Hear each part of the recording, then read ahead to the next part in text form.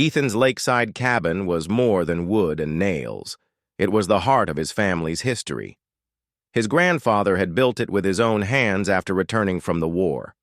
Generations of birthdays, fishing trips, and summer evenings had been spent on that porch overlooking the water. To Ethan, it wasn't just a house.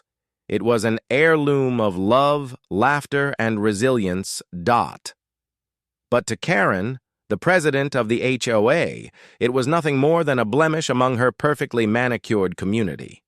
She prided herself on strict enforcement of rules. Freshly painted shutters, uniform mailboxes, trimmed hedges, she demanded them all. Ethan's rustic cabin didn't fit her vision of perfection. At first, Ethan ignored the notices she mailed him. Your fence height violates HOA Code 14B. Your shed is unapproved. Your shutters must be repainted to HOA-approved colors. Each letter was colder and sharper than the last. But what started as mild annoyance soon became clear. It wasn't about rules anymore. Karen wasn't just nitpicking. She was targeting him. One evening, she arrived with board members, her high heels clicking against the wood of Ethan's porch. Without even waiting for an invitation, she thrust papers at him. "Mr. Collins," she snapped, "you are in serious violation. Either comply or face escalating penalties." Ethan's patience wore thin. He looked her in the eye. "Karen, this is my land.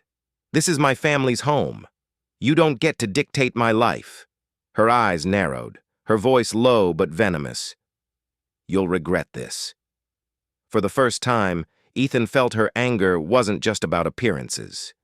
It was something darker. Weeks passed, and Ethan tried to carry on with his life, fixing his dock, splitting firewood, enjoying quiet evenings with his dog Max. But the notices didn't stop. Each one was harsher. Each one felt like a noose tightening around his freedom. Then came the final warning. Karen delivered it herself. She stood on his porch again, her lips curled into a smile that wasn't really a smile. "You have 1 week," she said, her voice as sharp as glass. "1 week to comply, or we'll handle this our way." Ethan crossed his arms. "Do your worst. This land isn't going anywhere. Neither am I." She leaned closer, so close he could smell the perfume mixed with bitterness. "We'll see about that."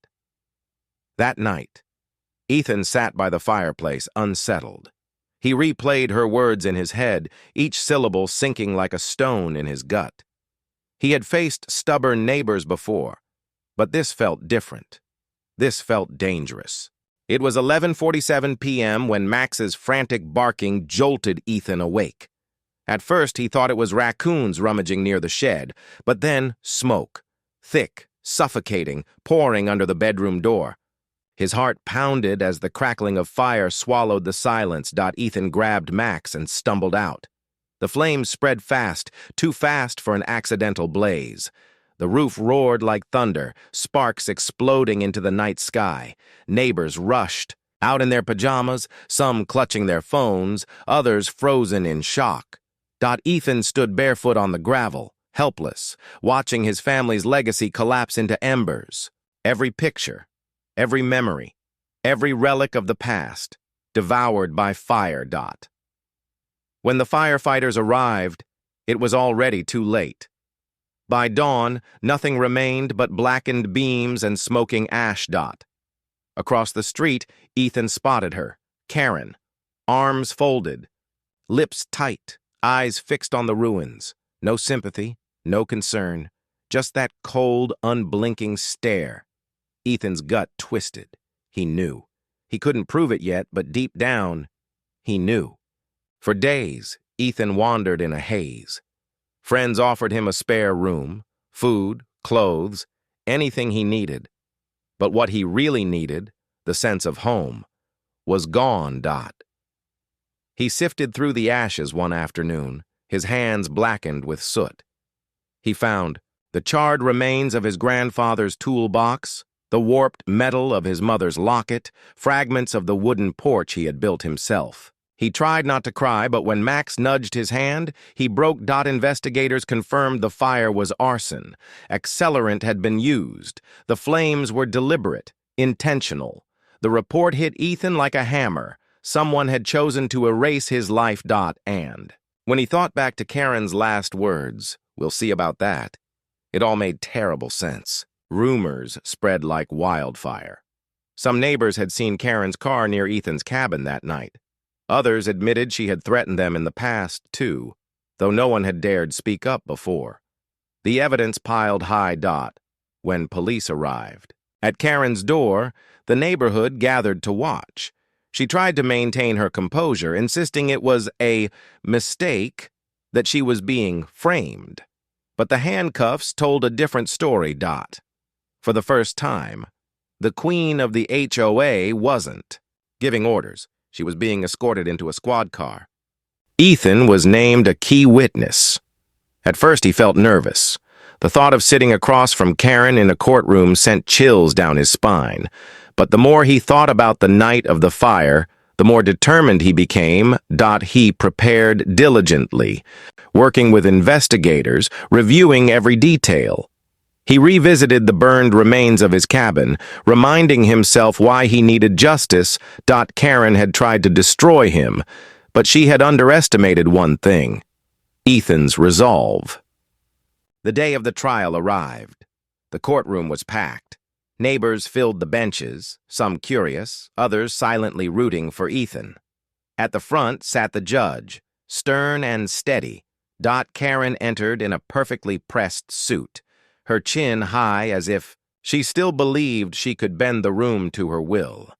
But when her eyes met Ethan's, she faltered for just a second. Ethan sat calmly, his back straight, his jaw set. He wasn't just there for himself, he was there for everyone who had suffered. Under her rule, witnesses took the stand one by one. A neighbor recalled Karen threatening fines over flower colors.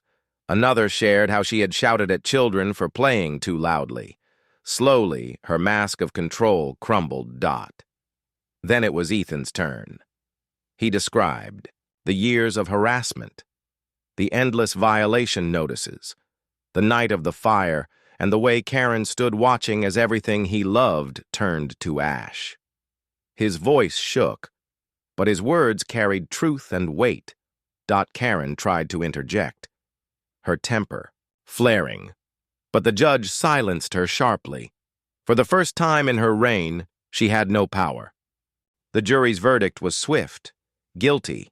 Karen was sentenced, stripped of her HOA presidency, and faced both legal punishment and financial restitution. As Ethan left the courthouse, neighbors approached him, not just with sympathy, but with gratitude. His courage had unmasked the tyranny they had all endured. He looked out at the horizon, imagining the day he'd rebuild his cabin. The past couldn't be restored, but justice had been delivered. Karen had tried to reduce him to ashes. But Ethan rose stronger like the very fire she lit. Untouchable, unstoppable.